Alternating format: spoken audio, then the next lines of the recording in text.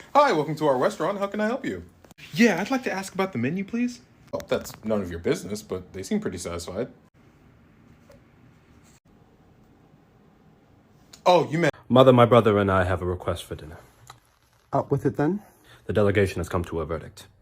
We would like Olive Garden for dinner. Olive Garden? What an audacious request. We will also take McDonald's as a compensatory selection. Do you have the treasury for your demands? Are you asking if I have McDonald's money? Perhaps. Mother, please. My brother and I have been eternally faithful to this house. We will use your funds for the Olive Garden campaign. I expect you're aware of the leftover spaghetti in the fridge. Yes, I am. Now would be a good time to mention I got an A on my algebra test. How convenient. Now, tell me, when did you receive this A? Last month. A month ago. You waited 4 whole weeks to tell me of this victory so you could leverage it for Olive Garden? Do you see me as cattle for you to milk whenever you grow thirsty? You said we could choose what we wanted, and this is our decision. Answer the question, boy. Am I Midas? Am I made of gold? I will rake the leaves, and I'll vacuum all the floors. Mother, please, just hear our cries. Does he speak for you? My brother was out of line, yes. I wanted McDonald's, but his ambition convinced me to take up arms in his crusade. So you're both greedy. I have raised seagulls. I am no seagull. Get the spaghetti out the fridge. Mother! Liar! Brother! You witch! You'll rule this day! Get the fuck out my house! Are you serious? Get that shit the fuck out my house! Are you fucking? You know how in history class back in high school or sometimes in college, you'll be given a political cartoon and then you have to analyze what is the purpose of the political cartoon and like get really into it? The one thing I cannot stop thinking about is how different our political cartoons today look like in comparison to back then. Like, you're telling me the people that come after us will possibly have an AP or IB exam. The fact that someone would have to source analyze our memes because we're so unserious that even when we are serious, this is what we do. Like, it's great commentary. Truly, I would love to see someone's academic analysis of this, truly. But to say that this is not taking me out thinking about a teacher in the future, having this projected on their wall and asking for the correct take is, oh my God.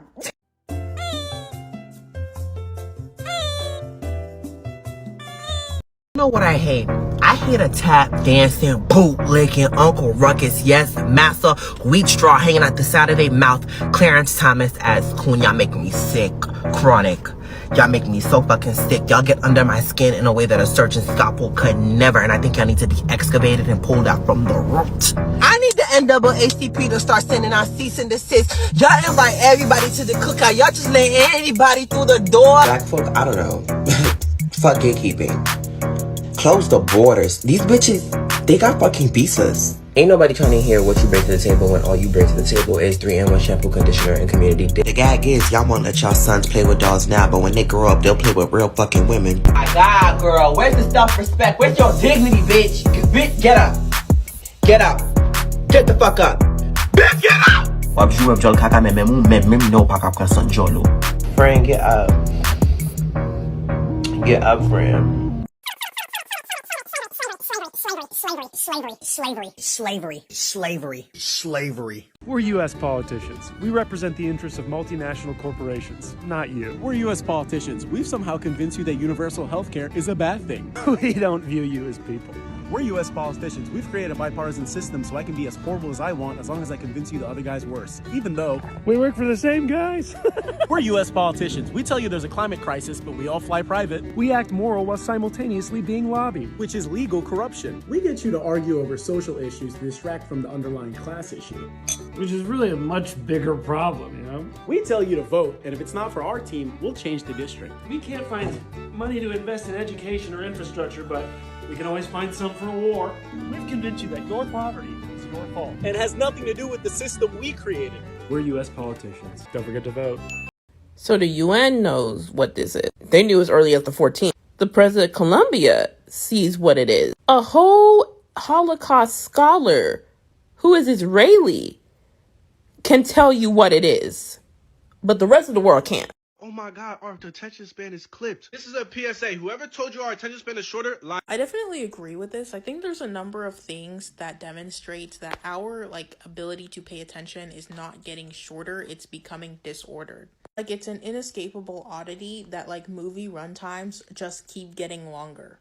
I don't know if people fully understand how unusual it is that Across the Spider-Verse is an animated movie that is over 2 hours long. Or that Oppenheimer, which is a historical documentary, is over 3 hours long and still did incredibly well at the box office. These movies are getting longer, and more importantly, these long movies are actually doing well. Not to mention that the birth of streaming has literally just killed episodic TV shows. They used to be really big and now they're all just dead. It's literally all about serialized plot structure now, which is incredibly taxing on the attention span. Not to mention that the runtime of episodes has also shot up exponentially. I think it'd be more accurate to say that people's attention is becoming disordered. Instead of having a more consistent flow of attention, our generation is now being trained to have these periods of incredible focus and then these periods of just going ping-ponging through one thing to another. Under capitalism, you're expected to go from single-minded hyperfixation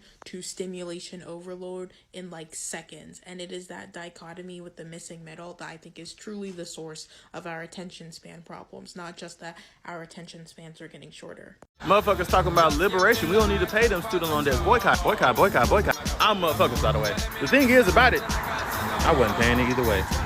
I was not paying that bitch either way. It don't matter. But now we can get the revolution involved. Which one of you was gonna tell me tea tastes different if you put it in hot water? You're putting it in cold water? Radish, answer the question, Radish. Yeah, I thought for 5 years that people just put it into hot water to speed up the teification process. Didn't realize there was an actual reason. You don't have the patience to microwave water for 3 minutes? Why are you putting it in the microwave to boil it? Do you think I have the patience to boil water on a stove? It takes less than a minute! Besties, you're stovetop powered by the fucking sun? How long does it take you to boil a cup of water on the stove? 7 minutes! Just stick the mug on top of the stove on medium heat, and it boils in 2 minutes. Less than that, and you use a saucepan. You're putting the whole mug on the stove on medium heat! Your stove is enchanted. Every single person in this post is a fucking lunatic. Do none of you own a fucking kettle? Unless y'all are selling ass on the TikTok shop, y'all need to shut the hell up. I've seen the glueless wigs. I've seen the shadow journals. Just, your next trick should be shutting the fuck up. So when I be out here doing my due diligence, I periodically think back to when I periodically think back to all the questions that I got when I came out as bi. And oh my God. Now some of them were definitely out of genuine curiosity, but others was we gonna skip past the regular how do you know, or this, that, and the third, blah, blah, blah. Some of the ones that I got went sort of like this. Mind you, all of these will be with straight faces. You ever gonna turn back? Okay, but why though? What does a man have that a woman don't? We know why that one is stupid. I was genuinely shocked because I didn't think he was going to take it there because he started getting a little mad. This person started getting a little mad when I was trying to explain it. Mind you, he's driving. So he talking about, so you really let a man do that to you? So you really let a man do that to you?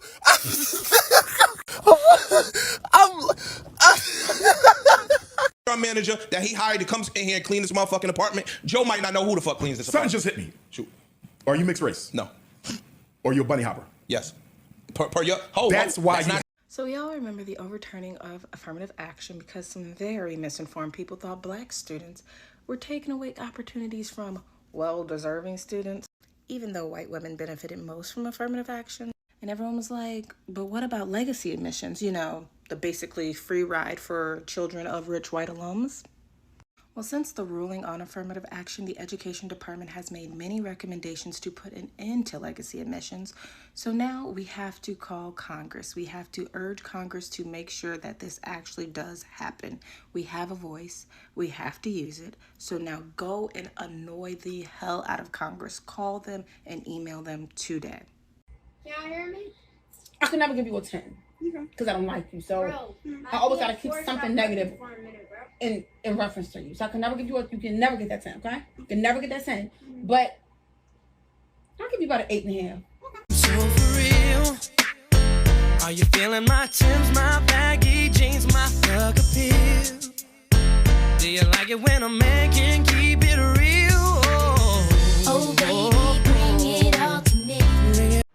2020 vision, city girls winning, copping us bullshit. Bitch, we winning. Here's your periodic update on the state of reproductive rights almost a year and a half since Roe was overturned. Numbers reflect that there has not been a significant decline in people seeking abortion care. Many Americans are just forced to travel for the procedure or even more tragically, to seek assistance outside of the medical industry. There have also been attempts to place restrictions on mifepristone, the medication that is used for medical abortions. It has been ruled in federal court that this pill should not be issued after 7 weeks, but a stay by the Supreme Court has temporarily blocked this decision. Infant mortality rates have seen an increase in states that have abortion bans in place. And as I've stressed many times, this disproportionately affects Black mothers and Black children because racism is overworked and underpaid. The bitch clocks in every day.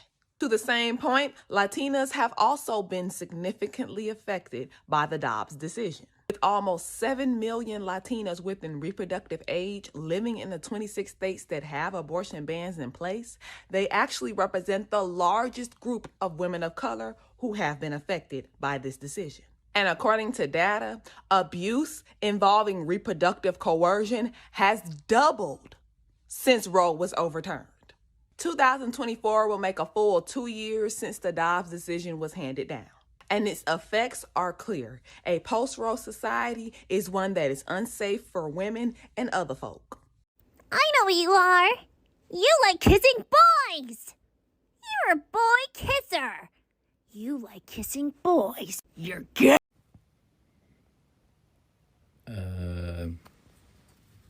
Okay. And I want a pony. But that's probably not gonna happen either, so. Aw. Aw, she passed away? Aw. Well. Miss, I want to be a doctor when I grow up. Nigga, did I just catch you wanting to be shit? Some of the comments in this Twitter thread are some of the cruelest things I've read in a very long time. There is something profoundly heartbreaking happening in that video. It's something that I've seen happen to a lot of the kids that I work with, and I'm willing to bet that at some point it also happened to you. For those of you that don't know, that was Michael. He's a librarian, and he loves it. He loves being a librarian so much that recently he showed off a tattoo of a library card. In response, someone posted a mean-spirited tweet calling him weird, and people that have no idea who he is showed up and called him autistic and a bunch of other things that I'm not going to repeat. Because for some reason, in a world that can be so overwhelmingly negative, when you find something that you are unapologetically joyful about, people try to take it from you. I've heard it from students that get bullied for liking anime, video games, trading cards, cosplay. The minute they find something that makes them light up, people go out of their way to try and push them into the dark. And in a lot of cases, they're successful. And those hollow children grow up to become hollow adults that say things like this. If you feel like the weird kid, I want you to know that that's a good thing. That the thing that makes you weird is your unique way to make the world brighter for everybody. That's what Michael does. He made it easier for me to be myself. And every time you choose to embrace your weird, you're making it easier for somebody too. And if you remove all the Black women out of America, who the Caucasian gays gonna adopt their personality from? Oh my God. Percy. I didn't mean that. Hey, they're not like that. You understand? Man, who are you? Fuck you too. Yeah. Everybody's so creative.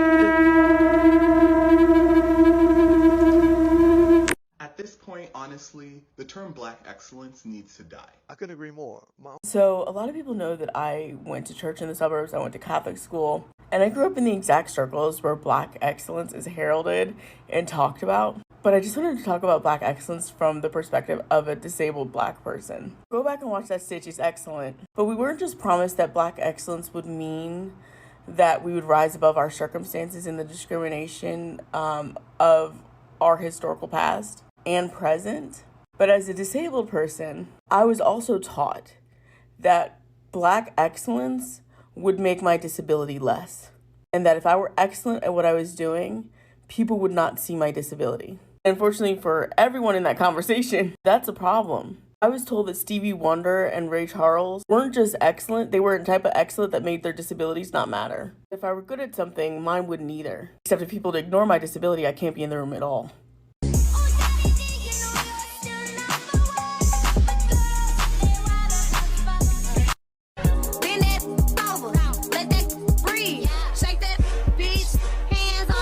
I'm hyper aware that there are less Palestinians online sharing their experiences in real-time news, and it's not because they're tired and overwhelmed, which they have a right to be, but it's because they're not alive. They're not alive. You shouldn't have to sell the plasma out of your body to get by. You shouldn't have to monetize your hobbies, the things you should be doing for fun, just to have a quick second stream of income. You shouldn't have to take 1,000 surveys a day or join 30 focus groups or play that little bingo, bubble pop, whatever game with the hopes of making an extra $20 so you can eat something decent for dinner. And you shouldn't have hot girl side hustles bookmarked anywhere on your technology.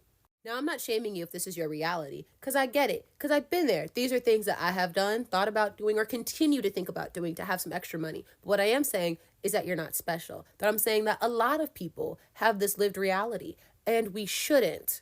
You shouldn't have to work multiple jobs, have multiple streams of passive income, and pick up an extra side hustle on the weekend, maybe a little bit of Instacart, so you can have a nice place to live and food on the table for your family, even if your family is just you. And I know we've normalized it, like hustle culture, stay on the grind, get your money up, not your funny up. Like, I know we're used to it, but we shouldn't be. We were not put on this earth to work forever. What I'm saying is, if you're looking for a second or third job, or if you're getting an ad to sell your plasma or any other bodily fluid, or if you find yourself thinking about what chat service you can join that will send you more than 10 cents a text for every lonely person you message, you should be angry. You should be boiling angry. And you should carry that with you into all the decisions you make. Y'all hear me? I could never give you a 10 because I don't like you. So I always gotta keep something negative in reference to you. So it's different when a man is respectful, even when he's mad at you. Those are the men y'all should be cuffing, not the ones that call y'all bitches every time they get the slightest bit irritated. Y'all picking up what I'm putting down?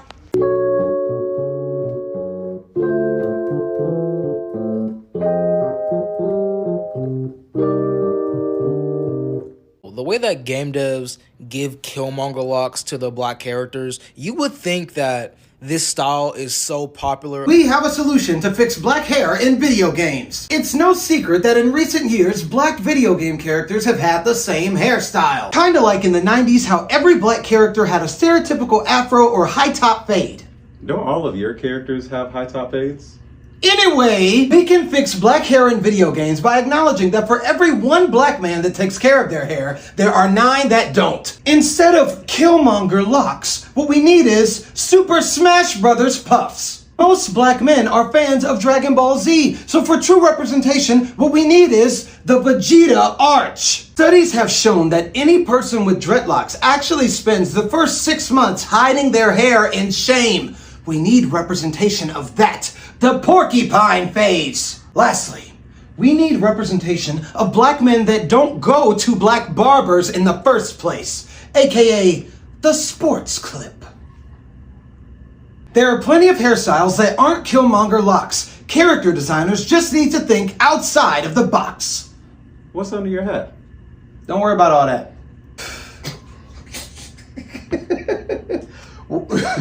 Some people aren't good singers, they're just sopranos. You need to leave. Get off the stage.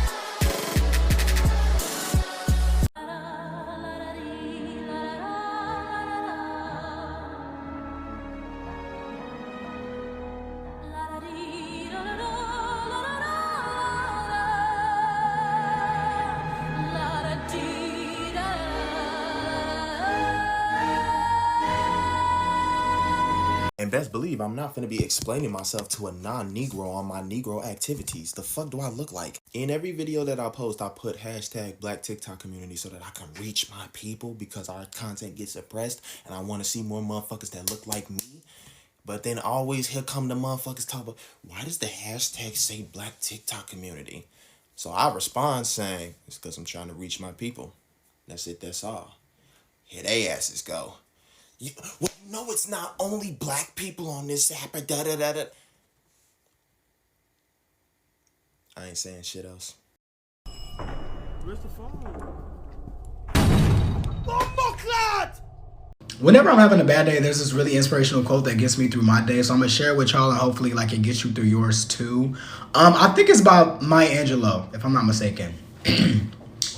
First of all, if you was beefing at a wedding, you should have been beefing at that wedding. Why would you bring that to somebody else's club? That's sad.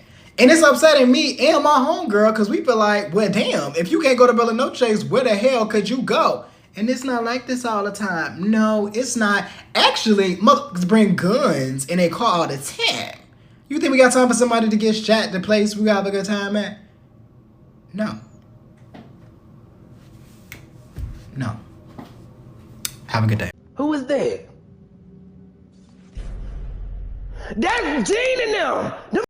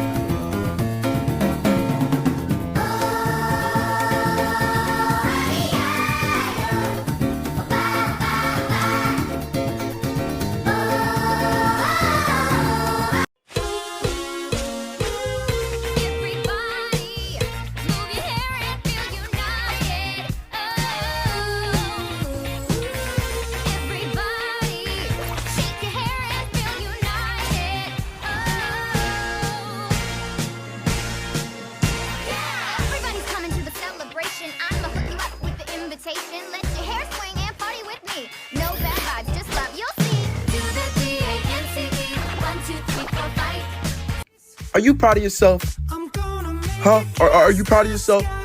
Because you just watched a 1 minute long Mr. Nug 05 production featuring Trolls 1, Poppy. Like, are you serious, bro? You just watched a 1 minute long Mr. Nug 05 production. Like, I don't know if you feel good, but I'm feeling great. So what you need to do is like, follow, comment, and share this to DreamWorks. Put me in Trolls right now.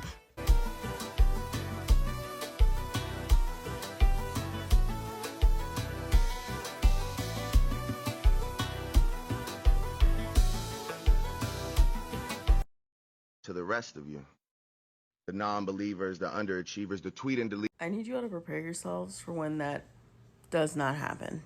It, by and large, will not happen. They will pivot instead. They will not apologize. And if you want historical evidence of this, you need to look no further than Coco Chanel and the Chanel brand. Coco Chanel was a Nazi informant, and the Chanel brand still utilizes her name today. In fact, a lot of fashion brands were associated with the Nazis. In fact, the fashion sector was a huge draw to get people to visit Nazi-occupied Paris. In fact, they wanted Nazi-occupied Paris to be a tourist destination for people seeking out high-end fashions. But I digress. Anyways, just prepare yourselves for when none of these apologies actually happen, because history has shown us that they're more likely to pivot than anything else. You